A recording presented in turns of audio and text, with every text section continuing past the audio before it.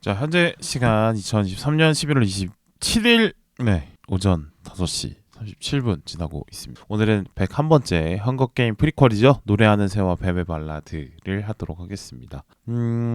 일단은 101회라서 뭔가 또 새로운 시작 같은데 그런 거에 뭐 크게 동기 의미부여하지 않고 또 매주 하나 이렇게 꾸준히 찍어내는 마음으로 가봐야겠죠. 자, 오늘은 헝거게임 시리즈와 헝거게임 프리퀄 지금 상영 중인데 거의 내려갔을 거예요. 그 5개 작품을 쭉 보고 제가 좀 관심 있게 봤던 부분을 위주로 좀 얘기를 해보는 시간을 갖도록 하겠습니다. 먼저 헝거게임은 아마 뭐 소설로도 이미 나와 있고 또 그 소설을 원작으로 영화까지 잘 완성이 된 작품으로 알고 있는데 영화가 사실 소설을 원작으로 할 때 소설을 제대로 옮기지 못해서 많은 비판을 받는 경우가 많은데 이 헝거게임 같은 경우는 소설을 충분히 영화로 옮기는데 성공했다는 평가를 좀 받더라고요. 그만큼 이제 소설을 작품을 영화할 때 놓칠 수 있는 것들, 그러니까 뭐 디테일 같은 거를 놓치지 않고 잘 담아내지 않았나 이런 생각을 합니다. 헝거게임 시리즈는 이제 헝거게임 파넴의 불꽃이 첫 번째, 두 번째가 캐칭 파이어, 모킹제이, 그리고 더 파이널, 그리고 마지막 프리퀄 노래하는 새와 뱀의 발라드까지인데요. 일단은 그 더 파이널이라는 네 번째 작품은 사실 모킹제이의 파트 2라는 이름으로 미국에서는 개봉됐는데 우리나라에서는 더 파이널로 개봉을 했더라고요. 네, 뭐 사실 좀 구리죠? 굳이 더 파이널로 했을까? 그냥 모킹제이 파트 2로 하는 게 맞은 것 같은데요. 어쨌든 그렇습니다. 네. 그래서 헝거게임 파넴의 불꽃이 첫 번째인데 이거는 주인공인 캔리스 에버딘과 같은 12구역에서 선발된 피타가 헝거게임에 가서 승리하는 이야기를 담고 있고 캐칭 파이어는 헝거게임의 역대 우승자들이 나오는 새로운 75주년 헝거게임에서 또 캐니스와 피타가 같이 역경을 이겨내다가 결과적으로 이 전체의 부조리를 상징하는 어떤 파넴에 대한 대항의 의미로 그 헝거게임 경기장을 부수는 걸로 결말이 나고 또 이제 모킹제이 이제는 이제 새로운 거죠. 헝거게임에서 살아남는 것이 아니라 이제는 이 헝거게임을 통해서 이 파넴을 지배하고 있는 이 캐피톨과 스노우 대통령에 대한 반기를 드는 과정을 보여주고 있습니다. 그래서 뭐 캔니스가 영웅으로 탄생하길 바라는 코엔 대통령과 그 밑에 프로타코스의 욕망이 있고 또 그걸 알지만 그래도 자신의 둘러싸고 있는 어떤 부조리들을 많이 경험한 캔니스로서는 그걸 이해하고 스스로 영웅이 되는 것을 인정하고 받아들이는 과정을 보여주고 있습니다. 그리고 마지막 모킹제이 파트 2에서는 캐피톨로 진군을 하죠. 거기서 캐니스와 같은 부대원들이 어떤 던전 같은 거를 잘 이겨내고 끝내는 스노우 대통령을 살해한다. 뭐 이런 거를 보여주고 있다 거죠. 그리고 재밌는 거는 이제 13구역 그러니까 반란군 대표였던 코엔 대통령도 캐니스가 쏴서 죽여버립니다. 근데 새로운 독재자가 될 기운을 느꼈기 때문인 것 같은데 여기 좀 눈여겨볼 부분이죠.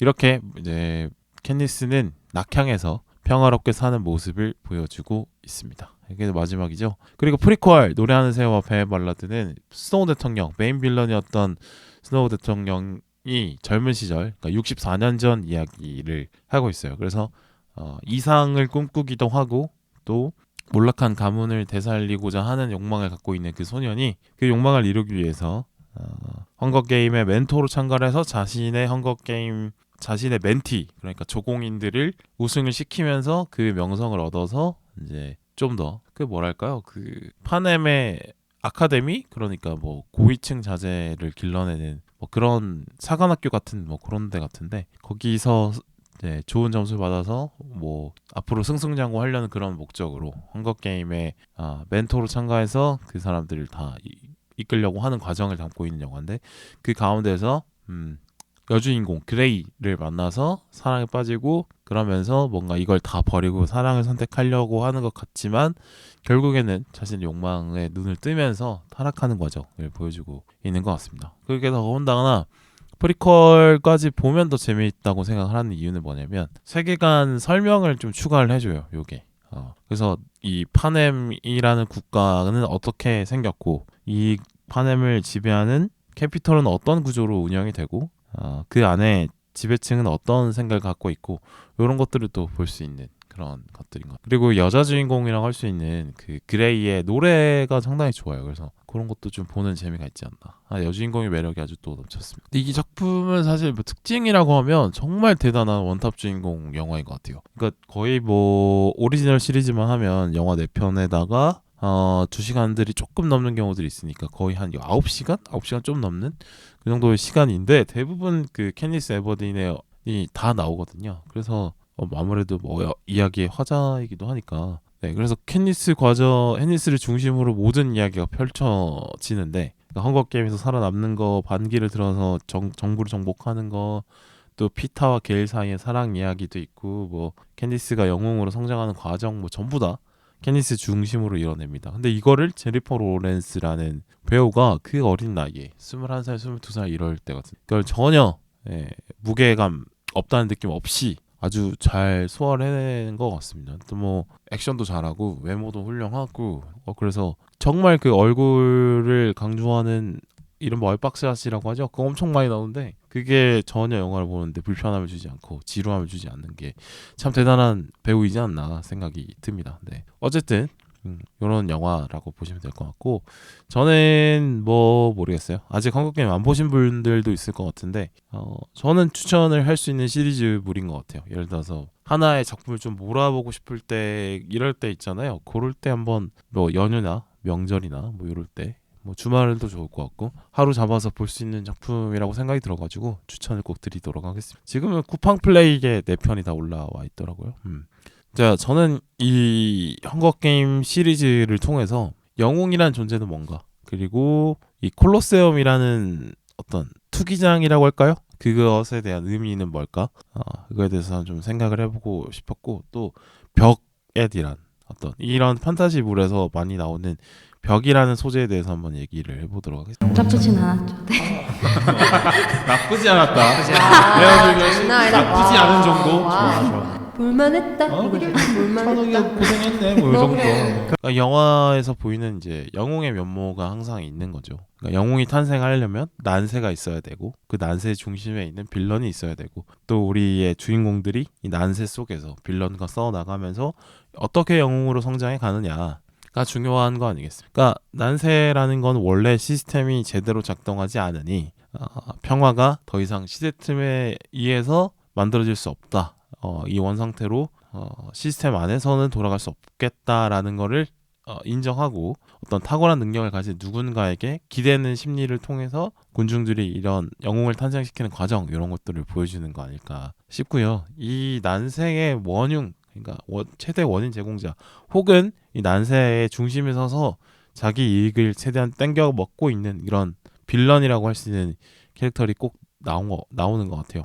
왜냐면 영웅의 대척점에 있는 캐릭터가 분명히 있어야 되지 영웅이 또 살지 않겠습니까? 삼국지 초반으로 치면 뭐 동탁이나 뭐 십상시 이런 경우가 되겠고 또 뭐 삼국지연의의 관점에서 유비 입장에서 봤을 때는 조조가 또 그런 빌런의 역할을 하는 거겠죠. 네, 그렇습니다.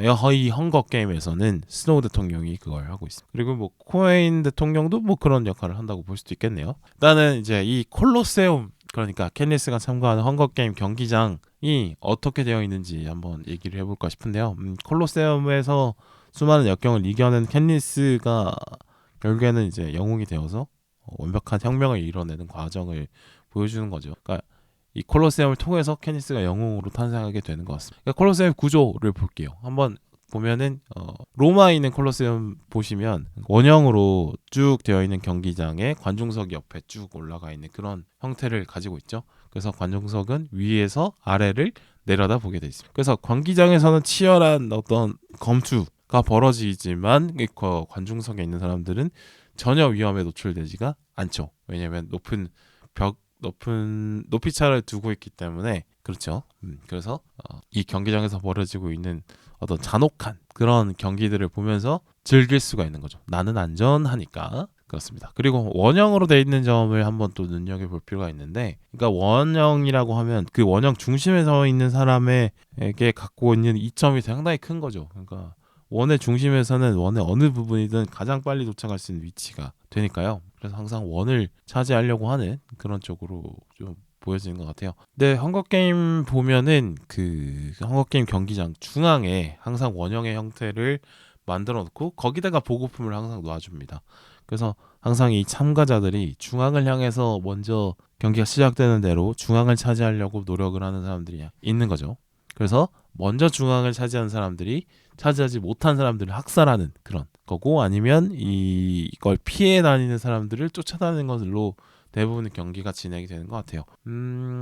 여기서 재밌게 볼 점은 그러니까 이 경기장의 원형은 분명히 콜로세움에서 출발한 것 같은데, 이 헝거게임에서 보여주는 거는 사실 콜로세움 형태는 아니죠. 근데 또 프리퀄 보면은 그게 64년 전이어서 그런지 약간 콜로세움 형태를 갖고 있는데, 근데 이제 그게 뭐 반란군의 습격으로 부서지다 보니까 이제 그냥 관객은 없는 형식으로 존재가 된 것 같아요. 그러니까 헝거게임 속에 존재하는 경기장들은 실제로 관중이 그 경기장에 들어가진 않지만 어떤 카메라 중계 형태로 관중석에 앉아 있는 것과 비슷한 걸로 되는 것 같습니다. 그러니까 경기장의 형태가 아닌 어떤 오픈월드 개념의 경기장으로 좀 바꿔놓은 거죠. 헝거게임의 경기장은. 그러나 콜로세움의 그것과 오픈월드 형식의 확장된 경기장의 그것이 크게 다르지 않다. 왜냐하면 시선의 감옥에 들어있는 건 똑같기 때문이죠. 그러니까 중계, 카메라, CCTV를 통해서 많은 사람들이 이 참가자들을 지켜보는 것과 콜로세움에서 이렇게 원형으로 둘러싼 상태에서 경사진 관중석에 쭉 앉아있는 사람들이 시선을 주는 거는 똑같다라는 거죠. 그래서 참가자들이 수많은 사람들의 시선을 받는 상황이다.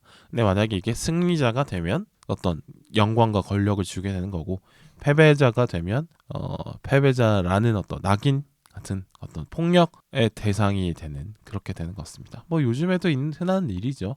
선망사 봤던 뭐 연예인이나 유튜버들이 이제 많은 시선에 노출되면서 영광을 누리다가 어떤 잘못이 드러나면 이 시선을 피해서 숨어 살게 되는 그런 것. 그렇습니다. 그래요. 그러니까 미디어의 역할을 좀 강조하고 있는 게 이 헝거게임 세계관의 좀 특징인 것 같아요. 그래서 카메라로 담아내는 그 사건 자체가 카메라로 등장하는 순간 문제가 되어버리는 그런 미디어의 특성을 좀 꼬집기도 하는 것 같다라고 생각을 합니다.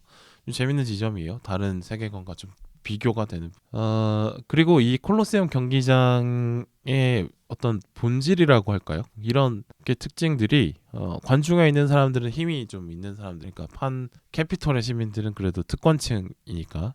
근데 이 캐피톨에 살지 못하는 일반 구역에 있는 사람들을 뽑아와서 싸움을 시키고 그걸 즐기면서 쾌락을 느끼는 거잖아요. 그러니까 이게 참 재밌는 게, 보는 사람은 특권층이고 경기를 하는 사람들은 하층민이다. 그러니까 이 계급 차이에서 오는 게 재밌는 포인트를 만드는 것 같습니다. 그러니까 특권층이라고 하면 자신도 특권층이 있고 하층민이 있으면 특권층과 하층민의 차이가 크면 클수록 특권층에 속한 사람으로서는 하층민으로 떨어지는 게 엄청난 공포가 되겠죠. 그만큼 격차가 커 있으니까.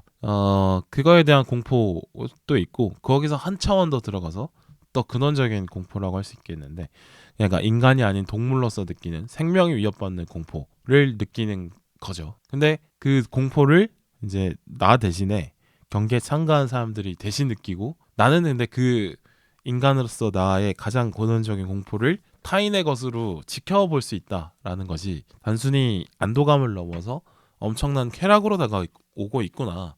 그런 게 경기장의 구조라는 게 사실 그런 거구나를 한번 또 깨닫게 되는 것 같아요. 근데 내가 아무리 막 깐죽거려도 댓글을 안 달아주죠. 그러네요. 댓글 달아달라고 되게 상당히 조금. 내가 깐죽거려도 약간 컨셉을 바꿔야 될 것 같아. 막 빌어야 되나? 제발 좀 댓글 좀. 텐션 다 하시고 공손하게 한 번만 해볼까요? 청취자님들 댓글 좀 부탁드릴게요. 아니야. 이거 아니야? 야, 근데 이거 조롱이야. 댓글 좀 붙여봐요 좀. 해봐. 댓글 좀. 헝거게임은 사실상 스포츠의 형태를, 관객 입장에서는 스포츠인데 경기장에 뛰고 있는 사람 입장에서는 전쟁과 같죠.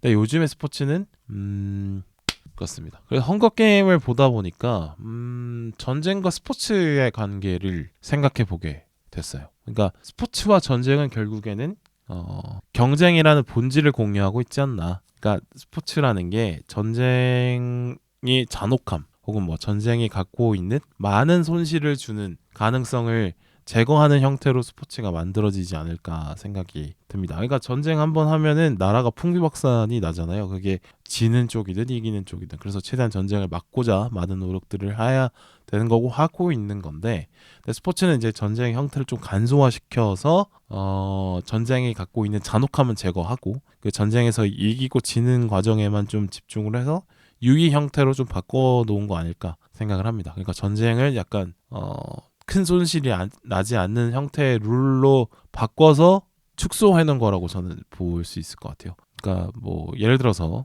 상대방을 직접 타격하면 신체 손상이 올 수 있으니까 그 신체 손상을 가지 않도록 각종 도구를 이용해서 스포츠를 고안해내지 않았나 싶은데요. 투기 종목, 그러니까 뭐 격투기, 뭐 권투, 뭐 권투 같은 경우는 이제 헤드기어랑 글러브를 통해서 최대한 그 가장 크리티컬한 그 신체 훼손은 좀 하지 못하도록 되어 있고, 뭐 검도도 마찬가지로 보호구도 끼고 또 진검 대신에 죽도를 쓰죠. 네, 그런 것도 있는 것 같습니다. 그리고 뭐 미식축구 같은 경우는 사실 뭐 거의 뭐 전쟁과 가장 유사한 형태 스포츠라고도 볼 수 있겠는데, 거기는 또 보호구와 헬멧을 쓰고 그 다음에 공을 활용해서 그 인간의 어떤 뭐랄까, 그러니까 인간의 근육이 갖고 있는 힘을 다른 인간의 신체를 훼손하는 데 쓰지 않고 공을 차지하는 쪽으로 좀 시선을 돌려놨기 때문에 공을 어떻게 차지할 것인가, 공을 어떻게 움직일 것인가에 집중하게 만들어서 그러니까 아무리 좀 이렇게 많은 물리적 충격을 가해도 쉽게 터지지 않는 공을 대신해서 그런 어떤 폭력이 투사될 대상을 바꿔놓는 거죠. 이런 식으로 스포츠가 좀 진화해 오진 않나 싶고요. 테니스도 생각해 보니까 거의 뭐 이제 검투를 스포츠로 만들면 테니스가 되지 않을까 싶습니다. 검 대신에 라켓을 드는 거고, 또 검으로 베려고 했었던 신체를 대신해서 공을 대신 때리는 거죠. 근데 보면 테니스 같은 경우는 이제 검을 휘두르는 동작과 비슷한 동작들이 꽤 있잖아요. 그러면서 어떤 테니스가 검술 시합에 대한 비유 아닐까라는 생각이 들더라고요. 또 이게 이렇게 되면서 전쟁과 스포츠가 많은 좀 달라지는 양상이 있다면 승패에 따라서 잃고 얻는 것에 대한 격차를 많이 줄여놓은 것 같습니다. 그러니까 전쟁 같은 경우는 뭐 승패에 따라서 수많은 사람의 목숨뿐만 아니라 국가의 존망이 왔다 갔다 하는 그런 엄청난 걸 걸고 하는 거잖아요. 승자가 패자의 것을 뺏어서 승자가 모두 가져가는 구조로 되어 있죠. 전쟁이라는 것은. 그런데 스포츠는 사실 승자에게 많은 것을 얻게 해줄 수는 있는데 패배자에서 뭘 뺏어서 뭘 몰수해 가진 않아요. 아까 말씀드린 것처럼 스포츠를 하다가 진다고 해서 반드시 부상을 입는다 이런 건 아니기 때문에, 그러니까 또 신체가 아예 완전 훼손이 되는 뭐 팔다리가 잘린다거나 뭐 불구가 된다거나 그런 훼손은 없는 거죠. 스포츠를 하다가 그러니까 룰이나 도구를 통해서 이제 몸을 보호해주고 있으니까. 그리고 또 자신의 생명이 위협받는다는 본능에서는 또 벗어나게 됐습니다. 스포츠를 통해서. 그러니까 상대방과의 옛날 같은 스포츠가 없고 전쟁만 했던 시절에는 상대방과의 경쟁은 이꼴 나의 신체 훼손, 나의 목숨까지 걸어야 되는 것인데, 스포츠에 대해서는 남과의 경쟁은 있지만 그렇다고 해서 뭘 크게 잃는 건 없죠. 몸도 그대로고 재산도 그대로고 그렇습니다. 그러니까 승패가 주는 어떤 감정만 느낄 수 있도록 스포츠를 통해서 전쟁에서 느낄 수 있는 감정만 따온 거죠. 스포츠에서는 그 전쟁의 감정만 느낄 수 있는, 그런 차이가 있지 않나 이런 생각을 했어요. 근데 그래서 이 헝거 게임이 사실은 스포츠라고는 볼 수가 없게 되는 거겠죠. 그러니까 경기를 참가하는 사람이나 경기를 보는 관중이나 승패를 놓고 승패가 주는 승리감, 패배가 주는 좌절감 이런 거를 느낄 수만 있게 하면 그게 스포츠인데, 근데 헝거 게임 같은 경우는 관중 속에 있는 사람들은 즐겁기만 하고, 그죠? 근데 이 경기장에 참가한 사람들은 목숨을 걸어야 되는 일이니까 이건 사실상 스포츠라고 보기에는 조금, 그러니까 전쟁의 단계에서 스포츠로 가기 약간 중간 단계에 있는 그런 수준의 잔혹한 행위이지 않나 이런 건 생각이 듭니다. 네, 참 무서운 거죠. 그러니까 헝거 게임의 배경이 되는 이 세계관의 어떤 계급차, 확연한 계급차가 이 헝거 게임으로 노골적으로 표현이 되는 것 같습니다. 그러니까 하층민의 목숨이라는 거는 특권층이 원하면 언제든 뺏어갈 수 있다. 심지어 목숨을 뺏는 과정을 유희로까지 만들어서 즐기기도 한다. 어찌 보면 더 잔혹한 그런 인간의 어떤 통제가 없을 때 보여지게 되는 인간의 잔혹한 측면을 잘 보여주는 게임 설정이지 않나 하는 생각이 들었어요. 네. 헝거 게임의 진짜 잔혹한 점은 애초에 이 헝거 게임에서 이기더라도 생존 투쟁에서는 벗어나지 못한다라는 건데, 그러니까 뭐 헝거 게임 뭐 승리자에게는 많은 부를 선사한다고 뭐 홍보는 하지만 막상 캐피톨에서 또 헝거 게임 참가하러 가면 또 해야 돼요. 우승을 했음에도 불구하고. 그러니까 영화 초반에도 설명했듯이 그냥 이 구역에 있는 시민들의 어떤 반역에 대한 에너지 같은 걸 빼기 위해서, 그리고 체제의 단단함을 선전하기 위해서 만든 게임이다 보니까 그렇게 되는 것 같습니다. 진짜 이게 불공정한 게임인 게 게임의 룰을 진짜 지 맘대로 바꿔요. 그러니까 원하는 결과를 만들어낼 수 있는 거죠. 그러니까 뭐 이 게임을 지켜보다가 이 참가자가 좀 힘들었으면 좋겠다. 예를 들어서 캣니스가 점점 그 반항의 상징, 반기의 상징으로 되다 보니까 캐니스를 얼른 죽여야겠다고 생각이 드니까 뭐 각종 뭐죠? 그 불리한 포인트들을 갑자기 신설해가지고 막 적용시키고 이렇게 하잖아요. 네. 불리한 룰을 계속 캐니스에게 적용할 수 있다는. 그러니까 경쟁의 룰 자체도 게임 전에 시작할 때 딱 정해놓고 게임 들어가면 안 바꿔야 되는데 게임 중간에 계속 룰을 바꿔. 이런 거는 정말 경쟁의 설계자가 너무 경쟁의 설계자가 원하는 결과가 있고 그 원하는 결과를 위해서 경쟁에 참가하는 참가자들이 희생당하는 것밖에 안 돼라는 거를 영화 내내 잘 설명을 해주는 것 같습니다. 그렇죠. 그러니까 이게 스포츠가 아닌 이유가 또 여기서 있는 것 같아요.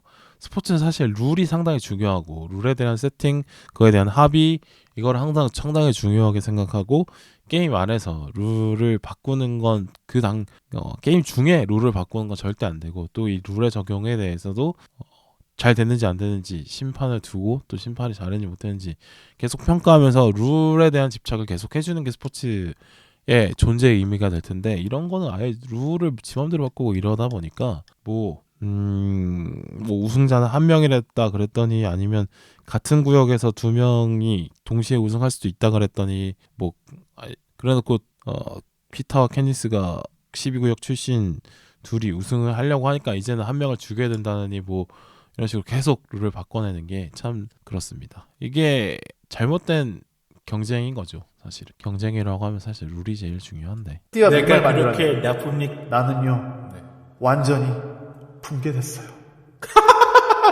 그러니까 보면 경쟁이 모든 것을 사실 정당화 시켜주는 것 같지만 경쟁을 통해 내려진 결과가 모든 것이 항상 옳다라고 생각들을 많이 하게 되잖아요. 근데 막상 이 경기장에 참가한 사람들은 뭐 그걸 받아들일 수밖에 없는, 경쟁의 룰을 세우고 바꾸고 적용시킬 수 있는 사람은 절대 실패할 수 없는 그런 게임을 하게 되는 것 같습니다. 그러니까 세워진 룰에 맞게 썼으니까 참가자들은 뭐 그냥 그 결과 정당한 거 아니냐라고 받아들여야 된다라고 흔히들 인식을 하시는데, 근데 결과적으로 정말 이 매번 경쟁이 벌어질 때마다 이기는 건 이 룰을 세팅하는, 경쟁을 만든 사람이 항상 이기는 거 아닐까 하는 생각이 듭니다. 그러니까 이거에 대한 문제의식 같은 경우는 제가 그 피지컬 100 편에서도 얘기를 했었는데요. 뭐 대부분 서바이벌 예능이나 뭐 오징어 게임이나 다 똑같은 것 같아요. 그러니까 참가자들은 사실은 최선을 다하고 또 실패하고 돌아가면서 인터뷰를 항상 그렇게 한단 말이죠. 내가 좀 잘못한 것 같다, 문제가 있는 것 같다, 준비가 부족했다, 뭐 투지가 부족했다, 노력이 부족했다, 뭐 이런 식의 집중이 부족했다, 이런 식의 자기 자신으로 탓을 돌리면서 끝나는데, 막상 생각해보면 그 룰 자체를 모두에게 공평하게 짜져 있는가를 생각하는 어떤 비판적인 의식은 방송에 안 나오잖아요.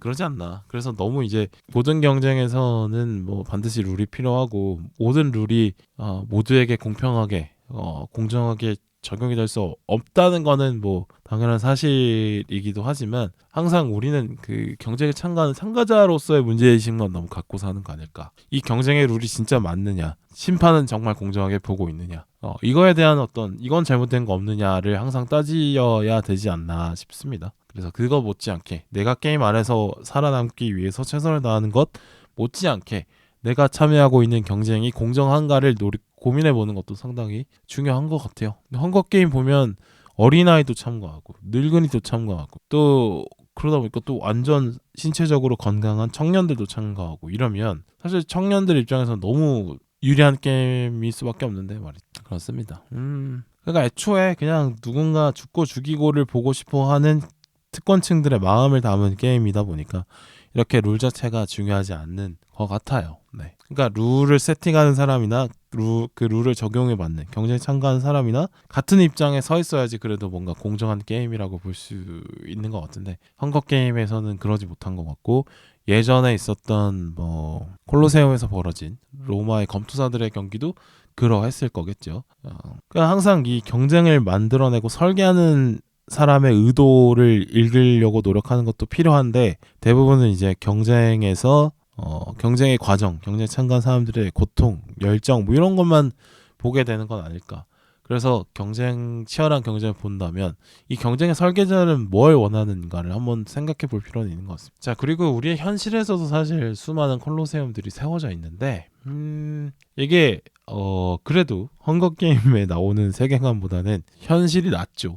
그래도 뭐 불공정한 경쟁에 대한 거에 대한 항의도 할 수 있고 그거에 대한 조정을 신청할 수도 있고 그거를 불합리하다고 하면 뭐 그게 반영이 되기도 하고 이러니까. 그런데 사실은 그런 어떤 반영의 과정은 너무 지난하고 길고 사실 그 전에 경쟁들이 끝나 있는 경우가 많긴 합니다. 그러니까 치열한 경쟁에 노출되어서 살아가는 거는 뭐 이 세상 대부분 평범한 사람들의 이해는 그렇게 살죠. 네, 뭐 그게 단순히 뭐 모든 사람들이 겪는 뭐 입시 경쟁, 뭐 취업 경쟁, 회사 안에서의 승진 경쟁 이런 거, 이런 거는 항상 이제 뭐 놓여 있기 마련입니다만 그게 어떨 때는 또 패배할 때도 있고 승리할 때도 있고 하지만 항상 이제 경쟁에 몰아가지는 건 어떻게 어쩔 수 없는 일이라고 생각을 해요. 네. 그러나 대부분의 삶에서 이제 경쟁에서 만약에 내가 패배했어. 그러면 스스로를 자책하지 이 경쟁의 룰 자체가 잘못됐다는 생각을 못하게 되는 거는 뭐 헝거 게임이나 현실에서의 경쟁이나 뭐 서바이벌 예능에서 보여지는 경쟁이나 비슷한 점은 있는 것 같습니다. 근데 이게 경쟁이 가열화될수록 그러니까 경쟁이 가열화된다고 하면 뭐 경쟁률이 뭐 10대 1, 뭐 20대 1, 뭐 30대 1 이런 식으로 과한 경쟁이 되면 그 정말 소수의 사람만 경쟁의 이득을 볼 수 있고 경쟁에서 이길 수 있는 그러니까 경쟁을 하거나 아니면 경쟁에 애초에 참가하지 않아도 되는 강한 힘을 가진 사람들 빼고는 대부분 사람들이 좀 즐겁지 못하는 결과를 받게 되는 거 아닐까 생각이 들더라고요. 그러니까 서바이벌 예능 같은 걸 보면은 참가자들 중에 정말 소수만 스타가 되긴 하죠. 근데 대부분의 사람들은 평범한 사람들로 돌아갑니다. 경쟁에서 만약에 패배한다고 하면 뭐 예를 들자면 수많은 슈스케 참가자들 중에 우승자들 중에 아직까지 스타로 나와 있는 경우는 몇 명 손에 꼽잖아요. 네, 근데 나머지 대부분의 참가자들은 사실상 대부분의 일반인의 삶이나 아니면 그때 서바이벌 때에 받은 관심을 못 받고 살아가게 되죠. 정말 소수인 것 같습니다. 그러나 이 서바이벌 예능을 통해서 시청률을 끌어올린 엠넷은 돈을 벌었겠죠. 그런 것 같아요. 네. 그러니까 치열한 경쟁의 그 과실은 대부분 설계자가 가져가지 않나 이런 의구심을 한번 갖게 되긴 했습니다. 이 헝거 게임을 보면서. 그리고 정말 또 현실에서는 정말 돈 많은 사람들은 이 치열한 경쟁에 굳이 참가 안 해도 되죠. 뭐 정말 그냥 돈이 많은 분들, 뭐 건물을 증여할 수 있다. 뭐 이런 정도가 되는 분들이라고 하면 자식들 굳이 치열한 입시 경쟁 뭐 요즘은 의대에 미쳐 있다고들 하던데 그런 거에 넣을 필요가 없죠. 어차피 이 경쟁에서 싸워서 이겨서 의사가 된 애들이 개업할 때 그들에게 임대료를 받게 만들어주면 되는 거니까요. 네, 그렇지 않나. 정말 힘든 사람들은 경쟁에 참가하지도 않는다 라는 걸 한번 또 생각해 보게 됩니다. 네, 헝거 게임에서 기득권층은 헝거 게임 참가 안 하잖아요. 그런 거. 그러니까 헝거 게임에서 승리를 거두더라도 고작 뭐 생을 유지하는 정도의 어떤 그 정도만 하게 되는 것도 문제인 것 같아요. 네. 그러니까 어떤 연대를 통해서 무언가를 이루는 것에 대한 것도 방법일 수 있는데, 근데 계속 이제 경쟁을 계속 강조하다 보면은 항상 이 모든 것이 개인의 능력, 개인의 경쟁력으로만 모든 것이 주어지고 승자에게만 어떤 혜택이 돌아가는 것에 익숙해지게 사고를 굳혀가는 과정일 수도 있겠다. 그러니까 모든 것은 항상 뭐 경쟁 구도도 중요하지만 연대하는 것도 상당히 어떤 성과를 이뤄내는데 효율적인 방법 중에 하나일 텐데 그 연대의 방법을 계속 까먹게 만들기 위해서 경쟁을 계속 붙이는 건 아닐까라는 생각을 해봅니다. 물론 뭐 연대 쪽이 더 맞는 분야가 있을 것이고 경쟁하는 것이 맞는 분야가 있을 텐데 그에 대한 고민 없이 그냥 무조건 경쟁이 옳지, 경쟁은 항상 정답을 내려주지 라고 생각하는 것에 대해서는 이번 한국게임을 보면서 한번 고민해 보아야 될 지점이 아닐까 싶습니다. 네. 그리고 이제 이런 과한 경쟁을 어떤 정치적으로 가져와서 과한 경쟁을 어떤 시민들을 통제하는 수단으로 쓸 수도 있겠다는 생각이 들어요.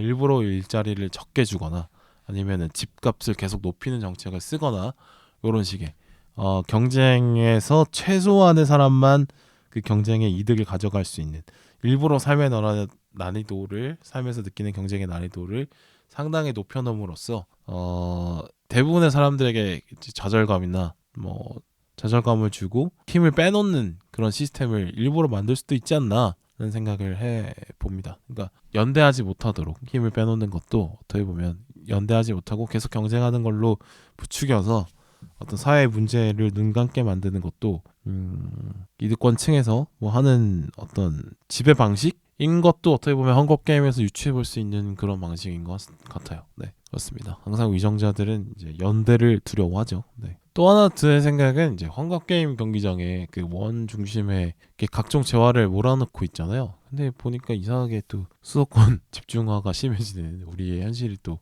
생각이 나는 것 같긴 합니다. 그러니까 전체를 보았을 때는 중간에 좁은 지역에 자원을 몰빵해 놓으면은 그 좁은 지역을 차지하는 소수의 인원만 그 자원을 다 갖게 되는데, 근데 만약에 이 자원을 여러 군데 다 분배해서 했다면 더 많은 사람들이 자원의 혜택을 누릴 수도 있겠죠. 그렇습니다. 그러니까 경쟁은 너무 당연한 거죠. 그러니까 인간이기 전에 동물로서 타인의 무언가를 뺏어야지 내 것이 되는 그런 것들.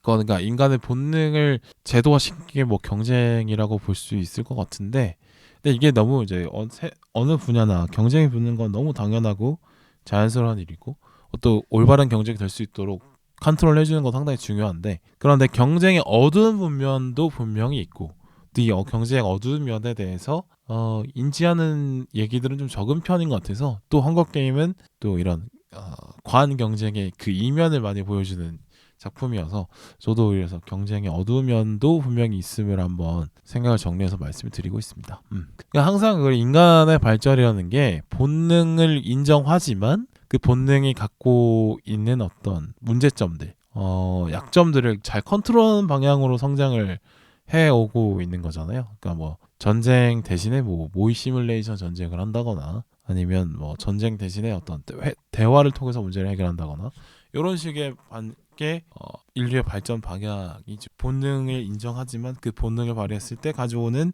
어떤 문제점들을 컨트롤하는 방식으로 인류가 문명을 만들어 왔다는 걸 좀 잊지 않았으면 좋겠다는 생각을 합니다. 네, 그렇군요. 뭐 너무 치열한 경쟁 자체가 이제 대한민국의 발목을 잡고 있다라는 얘기들을 많이 하고 있어요, 요새는. 그렇고 경쟁, 콜로세움과 그에 대한 경쟁에 대한 얘기를 좀 해봤고요. 그리고 만약 제가 오늘 영화 팟캐스트를 은퇴하겠습니다 라고 선언해봤자 아무런 의미가 없잖아요. 그러세요. 그러세요. 하세요. 드디어 뭐 안 하는구나, 드디어 안 하는 건 아니고 이렇게 생각할 수 있는데, 근데 마침내. 영웅은 어떻게 탄생하는가에 대해서도 이 작품에서 좀 보여주는 어떤 화두 같은데, 결국에는 이 영웅이 될 만한 깜이 일단 되긴 해야겠죠.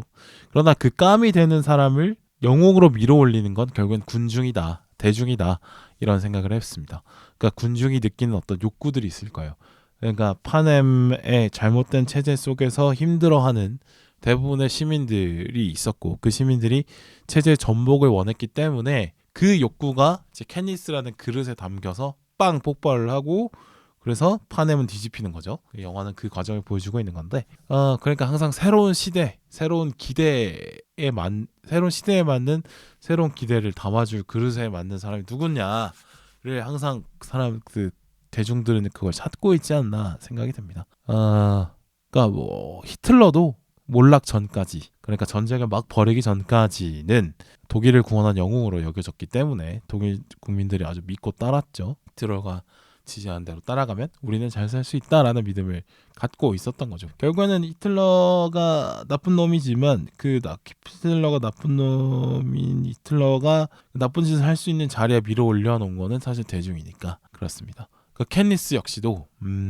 경기장을 부숴버리는 선택. 그러니까 이 헝거 게임의 설계자가 원했던 서로를 다 죽여버리는 그런 모두가 죽여버리는 이런 선택을 하는 거를 거부하고 공존 혹은 이 나를 항상 다른 사람을 죽이게 만드는 이 구조 자체를 부숴버리겠다라는 선택을 해낸 캣니스에게 발상의 전환을 해낸 선구자가 된 캣니스에게 이 대중의 욕구가 대중의 기대가 모이는 건 어떻게 보면 당연한 일인 것 같습니다. 네.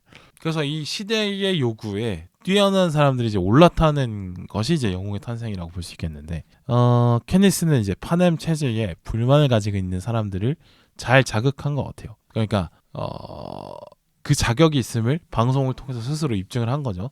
도덕심이 있고 약자에 대한 어떤 연대의식, 약자를 챙기는 마음, 또 그리고 사랑에 대한 믿음. 그러니까 피타와의 어떤 러브 스토리, 사실 처음엔 작전으로 시작했지만 어쨌든 그거에 대한 어떤 사랑에 대한 모습 같은 걸 보여주고, 그러니까 인간다움을 상실하게 만든 그 경기장에서 인간다움을 보여준 거죠. 그러나 자신이 갖고 있는 어떤 능력, 뭐 사격 실력도 있을 것이고, 뭐 그런 것들을 보여주면서 점점 이제 영웅으로 떠오르지 않았나 생각을 하고요. 그러니까 냉정함만 보여주는 스노우 대통령과는 정반대되는 이미지를 이 대중에게 보여준 거죠. 그 캣니스가 그 대중의 원하는 흐름, 올라탔음을 보여주는 게 약간 노래 같은데, 그 케니스를 모킹제이라고 부르잖아요. 그러니까 노래를 따라 부르는 새. 그러니까 노래라는 게 이 작품에 상당히 좀 의미가 있는 것 같아요. 노래를 따라 부르는 그 순간만큼은 노래를 따라 부르는 사람끼리 그 노래의 의미나 감정에 휩싸인다는 거, 공감을 한다라는 거잖아요.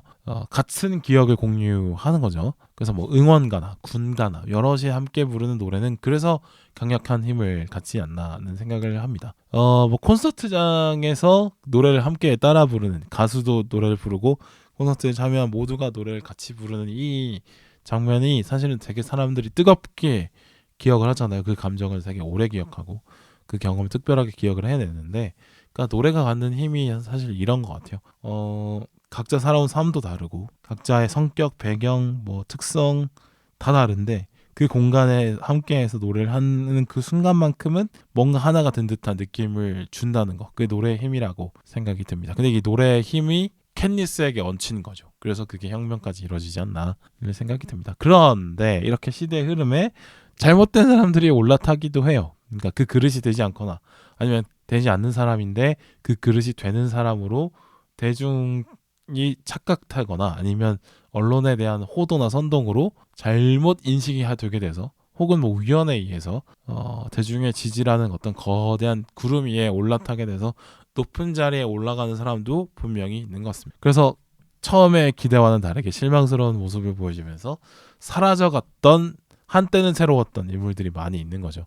그런다는 생각이 듭니다. 그래서 영웅은 스스로의 뛰어남도 있지만 그것보다 더 중요한 건 흐름을 타는 일인 것 같다는 생각이 듭니다. 그래서 그 자격 있는 사람이 그 거대한 흐름에 탈 수 있도록 뭐 제도를 뭐 개선하고 이런 것들이 중요하지 않나는 생각이 들고, 또 영웅은 항상 외곽에서 오는구나 라는 걸 또 한번 깨닫게 되는데, 그러니까 새로운 변화를 가져오는 사람은 항상 그 원래 체제의 중심이 아니라 그 원래 체제 바깥에 있던 사람에게서 오게 된다라는 거죠. 이거 어떻게 보면 당연한 얘기 같아요. 그러니까 그동안 체제 중심에 섰던 사람이 체제 개혁을 해낸다는 건 사실 좀 이상한 일이죠. 자기 자신을 부정하는 일일 수 있습니다. 나의 정체성이 될 수 있는, 그러니까 구체제가 자신의 정체성인 사람이 정체성의 사람이 구체제에 대한 반감을 얘기하고 뭐 이러면 사실 좀 어색한 부분이 있는 거고, 구체제에서 소외받던 사람이 개혁을 얘기하는 건 좀 자연스러운 흐름입니다. 그래서 항상 만약에 어떤 그 구체제의 중심이 있던 사람, 그런 사람이 만약에 중심에 선다고 하면 사실 뭐 개혁이 될까, 개혁 자체를 굳이 얘기하려고 하지 않겠죠. 왜냐면 그 사람 입장에서는 문제점이 느껴지지 않을 테니까요. 그렇습니다. 그래서 우리가 영웅이라고 생각하는 존재들은 타파해야 될 존재, 체제 속에서 외곽에 속해 있던 사람들이 결국에는 이제 개혁을 이끌어내지 않나 싶습니다. 근데 그게 쉽지 않죠. 왜냐하면 구체제가 갖고 있는 힘이 있기 때문에, 그리고 그 원래 기득권들의 힘이 있기 때문에 그걸 다 이겨내고 해야 돼서 개혁이 가능해지지 근데 그거를 넘어서서 중심에 들어가야 개혁이 되는 거니까 어렵지 않나 생각이 듭니다. 그래서 어쨌든 영웅은 항상 외곽에서 오는 거 아닐까 하는 생각을 하게 되고요. 그렇죠. 그리고 그때 영웅의 어떤 안 좋은 점이 뭐냐면, 그러니까 많은 사람들이 사실은 환상을 갖게 되는 거죠. 그 뭐 헝거 게임에서도 나오지만, 그러니까 사람들에게 뭐 응원 메시지 아니면 항상 이기고 있다, 반란군이 이기고 있다라는 메시지를 보여주기 위해서 막 캐니스가 카메라 앞에서 연기를 하는 걸 막 굳이 보여주잖아요. 그러니까 미디어가 원하는 그 그림이 있고 거기에 틀에 맞춰져서 연기를 하고 그 모습을 사람들이 받아들이면 조작된 인식인데 근데 그게 사실이냐 여겨지면 영웅으로 탄생하게도 되는 그런 거.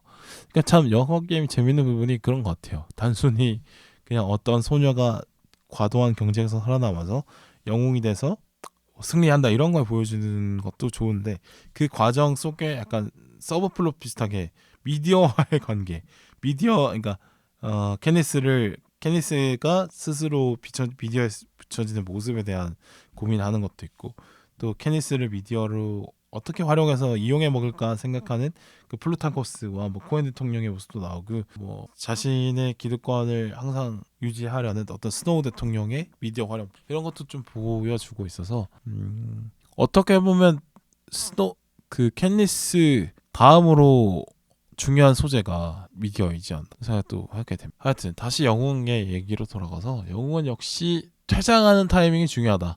캔니스의 퇴장하는 타이밍이 기가 막혔던 거죠. 그러니까 캔니스는 스스로 혁명을 완성했는데 그 혁명의 열매를 자기가 차지할 생각은 하지 않고 그냥 낙향해 버리는 거죠. 그래서 피터와 고향으로 돌아가서 뭐 평범한 삶을 사는 걸 선택을 하는데, 그러니까 스스로 원래 영웅이 될 생각도 없이 그냥 자기 여동생을 위해서 참가했던 이 게임에서 계속 일이 굴러가면서 영웅이 헝거 게임 우승자가 되고, 또 올스타 게임에서도 우승하게 되고, 갑자기 반군의 영웅이 되고, 또 그 스노우 대통령과 코엔 대통령을 처치하면서 완전 영웅으로 성장하게 되는데, 그 첫 시작은 본인이 원하지 않았다. 그냥 결국에는 가족을 살리기 위해서, 여동생 살리기 위해서 시작한 건데, 그런데 내 영웅이 되지 않으면 내 주변의 모든 것들이 무너지니까 그거 어떻게 보면 소용돌이 속에 휩쓸려 간 거죠. 근데 그 소용돌이 속에서 엄마와 여동생이 막 폭탄에 맞아서 죽어버리고, 자기 친한 친구들도 다 죽고, 사랑도 잃고, 뭐 이렇게 되다 보니까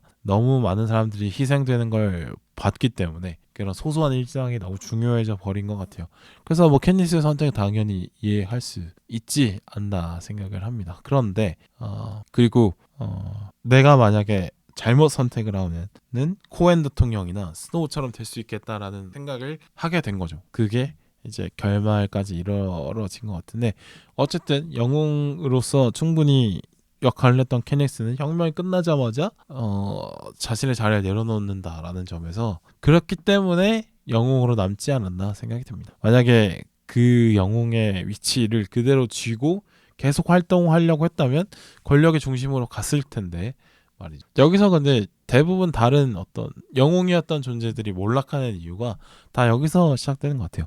캔니스처럼 그거를 버리지 못하고, 자신의 위치를 버리지 못하고, 영광을 버리지 못하고 그걸 누리기 시작하면서 처음에 기대봤던 모습과는 다른 모습들이 계속 비춰지고 실망을 갖게 되고, 자신이 쓰러뜨렸던 어떤 위정자의 모습을 닮아가게 되면서 한때 영웅이었던 사람들이 영웅이 아닌 어떤 빌런으로 여겨지면서 삶을 마감하는 경우들이 너무 많지 않나 하는 생각을 하게 됩니다. 어떻게 보면 당연하다고 생각을 할 수도 있을 것 같아요. 주변에서 워낙 떠받들어 주니까, 또 뭐 영웅에 대한 그 기대감들을 많은 사람들이 표출하다 보니까 나의 어떤 선택과 행동들이 항상 옳겠구나라고 여겨질 수도 있을 것 같다. 그런 착각들을 충분히 할 수 있을 것 같다라는 생각을 합니다. 영원하게 느껴졌겠죠. 그런데 나의 소임은 여기까지라고 칼같이 선을 긋고 떠나간다는 게 정말 쉬운 일이 아닌 거라고 생각을 합니다. 뭐 정치인들이 보면 그 작은 자리 300명 중에 1명 같은 국회의원이라는 자리도 그거 계속 해보려고 했던 최대한 노력을 하는 걸 보면은 그런 평범한 사람들은 그런 선택을 하는 것 같은데 네, 그렇습니다. 켄니스는 엄청난 사람이다. 그래서 대단한 사람이다. 이런 거를 좀 그 어린 나이에 그죠? 그런 걸 읽었다는 게 대단하지 않나는 생각이 듭니다. 너무 수많은 사례들이 있는 것 같아요. 한때는 영웅이었으나 독재자로 몰락한 뭐 쿠바의 카스트로도 그렇게 되는 것 같고요. 반대로 쿠바 혁명을 같이 했던 체게바라는 그 혁명을 성공하고 나서도 또 다른 혁명을 꿈꾸기 위해서 자신의 기득권을 내려놓고 또 떠났기 때문에 영웅으로 기억되는 거 아닐까 싶습니다. 한편으로 이제 헤어질 결심 재밌게 봤다고 하면 또 나의 어떤 지적인 이미지 직접 올릴 허영을 수 있던- 채우는 방송. 그렇지. 직접 채우는 영화. 그렇지. 네. 헤어질 결심 보고 나와서 냉큼 인스타그램에 별 5개 찍어서 올려버렸죠. 네. 그거 내 얘기입니다.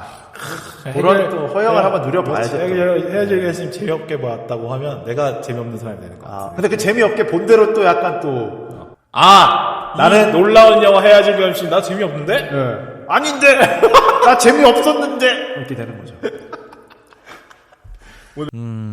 그렇고 자, 헝거게임 세계관에 대해서 얘기를 해볼까 하는데 헝거게임 세계관이 포스트 아포칼립스 계열이죠. 그러니까 온난화로 인한 수면 상승 때문에 많은 국가들이 사라지고 북미 대륙도 이제 쪼그라든 상태, 해안선이 많이 올라와서 그래서 그런 걸로 보이지만 결과적으로 현실에 있는 독재 국가들을 약간 좀 표현하기 위해서 만들어진 세계관인 것 같아요. 그러니까 권력이 수도에만 집중되어 있고 나머지 지역들은 그냥 착취만 하려고 하는 그런 형태. 그러니까 뭐 권력을 유지하는데 최대한으로 쓰고 나라 발전하는 데는 쓰지 않는 그런 식의 모습, 독재 국가의 흔한 모습들을 좀 보여주고 있는 것 같습니다. 그러니까 현재의 뭐 북한이 그런 형태일 거고, 20세기 중후반에 동유럽이나 뭐 남미에 있는 그런 있었던 수많은 독재 국가들, 그리고 뭐 20세기 전후반에 유럽에 있었던 독재 국가들의 모습을 보여주는 것 같아요. 네, 보니까. 그리고 이 세계관이 계급화가 극대화되었을 때 내가 제일 바닥에 가면 어떡하지? 그리고 계급차가 계속 심화되면 부수는 방법도 이 계급차의 전체 틀을 부수는 것보다 내가 그 높은 계급에 속하면 되는 거 아니야? 그 계급의 꼭대기에 서면 되는 거 아니야? 하게 생각하게 되는 인간의 본심을 좀 꼬집는 세계관일 수 있겠다는 생각이 들거든요. 그러니까 항상 사람들은 전체의 일이 어떤 전체적인 관점에서 보기보다는 일단은 내 위주로 먼저 생각을 하게 되기 마련이니까. 그러니까 뭐 우리나라로 치면은 항상 이제 계속 보면은 빈부격차가 계속 심화되고 있는 과정에 있는 상황인데 그 과정에서 뭐 이 잘못된 어떤 구조를 고치려고 하기보다는 일단 내가 돈 많이 벌어서 높은 쪽으로 가면 나는 문제 없으니까 그쪽을 항상 선택을 하고 있는 어떤 인간의 본심 같은 거를 좀 꼬집을 수 있는 세계관인 것 같습니다.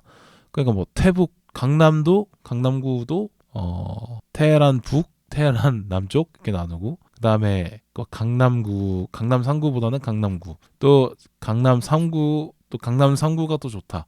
그다음에 강남 3구 다음으로는 이제 뭐 강남 3구에 더해서 뭐 동작, 강동, 마용성, 뭐 요즘에는 뭐 광진까지 이런 식으로 계속 이제 벽을 세워 나가는 거 아닐까 생각이 들고요. 네. 나머지 뭐 나머지 서울 그리고 서울 경계에 있는 도시, 뭐 수도권 도시, 수도권 바깥 이런 식으로 계속 이제 등급을 매겨가면서 이렇게 분류를 해가는 형태가 되는 걸 볼 수 있는데 이런 거의 심리의 반영일 것 같다는 생각이 듭니다. 항상 분류를 짓고 그 기준으로 차별하고 싶어하는 게 사실 본능인 것 같거든요. 네, 그러니까 동물로서의 인간의 모습을 보여주는 그런 거겠죠. 네, 그러니까 벽을 세우려고 하고 싶어하는 마음들, 그거를 이제 보여주는 세계관 같습니다. 각 구역과 캐피톨의 벽을 높게 세워서 물리적 공간의 차이를 계급 간의 격차로 강하게 연결시키려고 하는 욕망들이 반영된 세계인 것 같고요.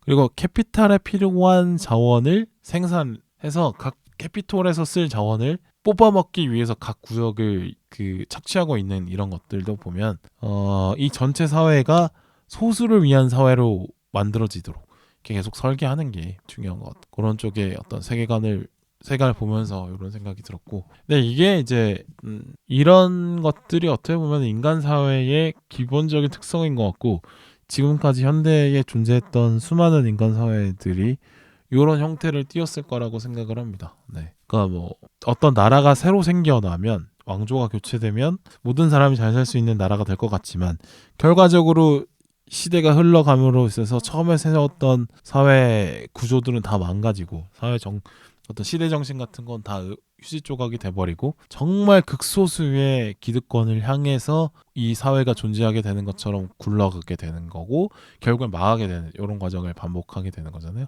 근데 이런 거를 이제 또 다시 한번 헝거게임에서도 확인할 수 있었던 것 같고 이게 항상 이제 보면 이런 벽을 세우는 작품들이 꽤 보여지는 것 같아요. 그러니까 이런 인간 사회에서 벽을 세우려고 하는 심리들이 많이 있다 보니까 그걸 눈으로 시각화시켜서 만든 작품들이 꽤 있다라고 생각을 합니다. 그러니까 진격의 거인도 사실 헝거게임과 비슷한 문제의식에서 출발할 수 있거든요. 왜냐하면 진격의 거인 같은 경우는 벽이 좀 더 노골적으로 주요 소재로 등장하는데 그러니까 진격의 거인 세계관 안에서는 그 수도로부터 벽을 둘러쳐서 세 단계로 나누는데 그 거대한 벽이 거인들로부터 평범한 사람들을 지켜준다. 그러나 그 벽이 무너진다면? 이라는 질문에서 시작하는 이야기잖아요. 근데 결국에는 뭐 거인을 다 어떻게 하면 해치우고 하다 보니까 결과적으로 벽만 지키면 평화가 보장될 것 같지만 그 벽 안에 그러니까 수도 안에 어떤 정치적인 문제가 근원이었다. 그걸 어떤 거인으로부터 겁을 먹고 쪼그라들게 만드는 어떤 그런 것들이 일부러 어떻게 보면 조작된 거였다.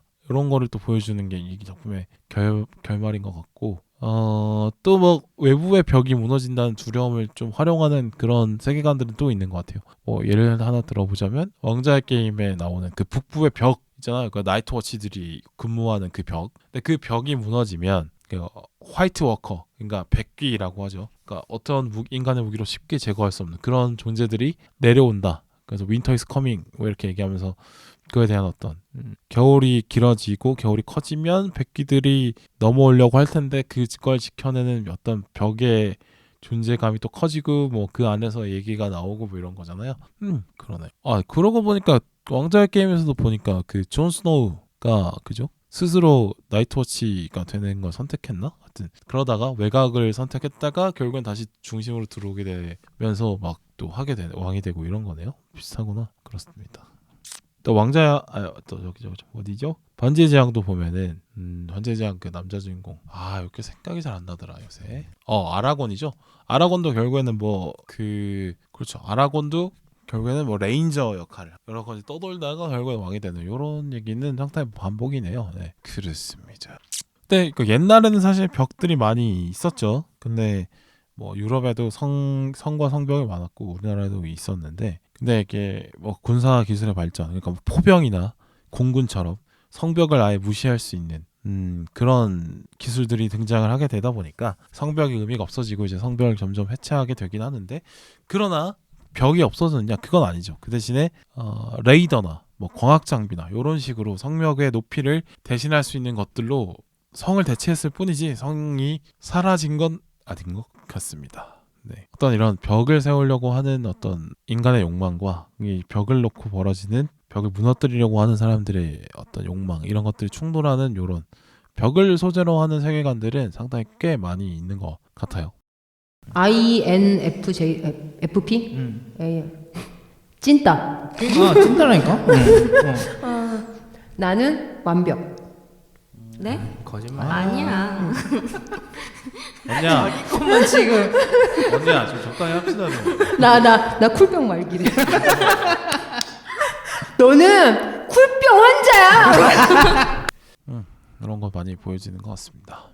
헝거 게임이 이제 벽을 놓고 만들어진 많은 세계관들과 좀 다른 독창적인 포인트가 있다면 미디어에 대한 강조 같은데, 그러니까 독재를 합리화하는 수단으로 미디어를 활용하는 거죠. 그거에 대한 모습들이 상당히 많이 비춰줍니다. 그러니까 단순히 미디어를 통해서 이 캐니스와 헤이스를 활용한다 이런 모습을 보여주는 것뿐만 아니라 어떤 문제의식까지 좀 던져줄 정도로까지 좀 사용하죠. 어떻게 보면 또 이게 또 현실의 반영일 수도 있겠다는 생각하는데 사실 요즘의 정치가 대의민주주의가 기본이다 보니까 미디어 중심으로 정치가 많이 운영이 되죠. 그래서 미디어에 최대한 많이 노출될수록 정치인에게 유리한 거가 되는 것 같습니다. 근데 그 모습도 어떻게 보면은 느낄 수 있는 세계관인 것 같아요. 헝거게임 세계관.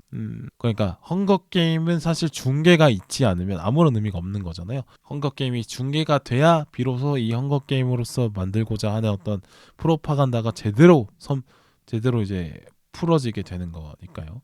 또 헝거게임 근데 역설적으로 원래는 지배를 공고하기 위해서 헝거게임 중계를 했던 건데 이 중계를 통해서 캣니스라는 새로운 영웅이 또 나오고 또 이 캣니스는 반군에 속해서 반군의 미디어를 통해서 또 반군의 어떤 정당성과 명분을 홍보하고 이기고 있다라고 선전도 하고 결과적으로 또 하는 것이 보면 미디어를 통해서 탄생한 영웅인 캣니스가 또 미디어를 통해서 반군이 돼서 전복을 하는 체제를 전복하는 이런 모습을 보여주는 게 어떤 미디어의 역할을 크게 강조하는 것들이 좀 재밌는 포인트. 그러니까 미디어를 통해서 충분히 누군가의 의도를 통해서 조작되고 있고 캣니스의 의도와는 다르게 캣니스가 비춰지고 있다 이런 것들도 다 보여주잖아요. 그래서 미디어에 대한 존재에 대해서 한번 또 관객으로 하여금 생각해보게 만드는 게 좀 재밌는 부분이라고 할 수 있겠죠. 그리고 이 헝거게임 세계관이 현실로 영향을 미친 게 있는데 세 손가락 경례죠. 그 헝거게임 첫 1편 그 파네의 불꽃에 보면은 이제 12구역에서 게임 참가한 사람 뽑을 때 그때 캣니스가 뽑히고 나서 보니까 그 세 손가락 경례를 하잖아요. 그 모든 그 마을 사람들이. 근데 그러니까 뭐 그게 저항의 의미 아니면 너의 희생에 대한 존중 같은 의미 이런 거에서 출발한 건데 이 영화가에서 인기를 얻어서 그런지 그 현실의 민주화 시위 최근에 벌어진 민주화 시위에서 어떤 저항의 의미로 세 손가락 경례를 쓰는 뭐 미얀마 대사가 뭐 유엔에 가서 세 손가락 경례를 하면서 미얀마 군부에 대한 어떤 저항 의식 어떤 그런 거에 대한 미얀마 상황에 대한 고발 같은 거를 세 손가락 경례 표현하고 이런 것도 각종 민주화 시위에서 참가한 군중들이 세 손가락 경례를 하면서 저항의 의지를 보여주는 이런 것들이 그 헝거게임이 그만큼 이제 저항 이미지로 많이 현실에도 영향을 끼치고 있다. 이렇게 보일 수 있는 것 같습니다. 자, 그래서 헝거게임 시리즈 봐야 되나 말아야 되나 사실 안 본 분들이 더 많다고 저는 생각을 하거든요. 어떻게 보면 좀 유치해 보일 수 있는 부분이 분명히 있는 것 같아요. 약간 뭐 배틀로얄 같은 건가? 이런 생각도 들기도 하고 청소년 연애물인가? 뭐 트와일라이트 같은 느낌인가? 이런 생각도 들기도 하죠. 또 뭐 벽이라는 소재나 아니면 생존이라는 그 어떤 주제는 너무 자주 있기 때문에 그 안에 청춘을 녹여내는 것도 자주 있죠. 메이즈 러너 같은 것도. 근데 뭐 그 안에 헝거게임은 이런 소재가 자주 나온다는 거는 그만큼 매력이 있는 소재라는 거고 그렇다면 자주 나오는 소재라면 그 안에서 그 작품만의 매력을 만들면 된다고 생각하는데 그러면은 헝거게임은 그거 안에서 좀 잘 만들어낸 것 같긴 합니다. 그런데 헝거게임 안에서 사실 좀 그 제니퍼 로렌스의 매력에 기대해서 촘촘함이 떨어진다라고 생각하는 부분이 꽤 있어요. 그러니까 생존 전략인데 결국엔 생존 전략 같은 게 되게 치밀한 계산으로 인해서 각 캐릭터들이 움직이고 누구가 살아남고 이런 것보다는 그냥 캐릭터 쇼 같은 느낌? 그냥 드라마를 위해서 생존 전략이 쓰이는 느낌이 듭니다. 그래서 그 생존 게임이 그렇게 치밀한 설계가 보이지 않아서 그 캣니스가 살아남고 할 때 이런 짜릿함이 느껴진다? 이런 느낌은 없어요. 그냥 뭐 캣니스 말고 다른 참가자들이 사실 기능적으로 쓰이는 느낌도 꽤나 있기 때문에 그래서 영화 자체로 이렇게 촘촘한가? 하는 생각하면 그렇진 않은 것 같아요. 그 다음에 캐피톨 점령하러 갈 때도 상당히 좀 웃긴 게 이게 캐피톨 방비가 일단 왜 이렇게 허술하지? 그리고 제2구역에 있던 어떤 핵심 군이 반군에게 왜 이렇게 쉽게 지지? 이런 거에 대한 설명이 잘 안 된 것 같아요. 뭐 소설에는 잘 되어 있는지 잘 모르겠습니다만 영화상으로는 사실 설명이 좀 부족했고 일단 캐피톨 점령하러 들어가는 단계에서도 캐피톨군 입장에서도 막기가 쉬워 보이는 게 높은 건물들이 많이 있고 또 골목이 좁았기 때문에 그러면은 스나이퍼를 배치를 하면 쉽게 제압할 수 있을 것 같은데 그런 스나이퍼 같은 거를 배치 안 하고 뭐 약간 무인 공격 장비 이런 거를 많이 배치해놨는데 그것도 너무 그냥 쉽게 이제 정체가 드러날 수 있는 그 장비가 또 반군에게 있고 또 막상 그냥 뭐 돌 하나 던지면은 막 그 무인 방어 장비 앞으로 그 돌 하나 던지면 그게 뭐 움직임을 인식해서 막 총탄을 다 써버리고 그 다음에 이제 뽀록 나서 이제 못 쓰게 되는 이런 너무 쉽지 않나는 생각이 들더라고요. 막상 이 캐피털에 대한 위험은 엄청 높여놨는데 막상 별거 없네 이런 생각이 들면서 이게 좀 아쉬운 부분인 것 같습니다. 그런 부분에서 재미가 좀 떨어져요. 네. 그러니까 막상 이제 그 캣니스 중심의 서사는 뭐 풍부하게 설명이 잘 된 것 같은데 이른바 볼거리 요소, 게임적인 요소가 충분히 있는 이야기임에도 불구하고 그 게임적인 요소에 대한 표현은 잘 안 되지 않았나 생각을 합니다. 그러나 5편이 오히려 이 어떤 부족한 부분들을 좀 채워주는 느낌이 있다고 할까요? 그러니까 세계관에 대한 풍부함도 설명을 해주고 또 이 스노우 대통령에 대한 선택 이런 것들을 좀 따라가 보면서 이 캐피톨의 구조에 대해서 한번 생각을 해보고 인간의 욕망은 어떻게 발현이 되는지 또 어떤 사람은 같은 상황에 놓였을 때 영웅적인 선택을 하는데 어떤 사람은 저렇게 빌런의 길을 선택하는 그런 것들이 좀 설득이 잘 됐다라고 생각을 합니다. 그래서 만약에 재밌게 보셨다면 반드시 5편까지 보는 게 좋지 않나라는 생각이 들고 그렇습니다. 뭐 이거 말고도 뭐 모킹제이나 뭐 세 손가락 경례나 이런 식의 어떤 상징 같은 것도 사용하는 부분을 좀 찾아보면 분명히 재미있게 볼 수 있는 부분인 것 같아요. 그렇습니다. 자, 이렇게 한번 마무리를 해보도록 할게요. 네, 감사합니다.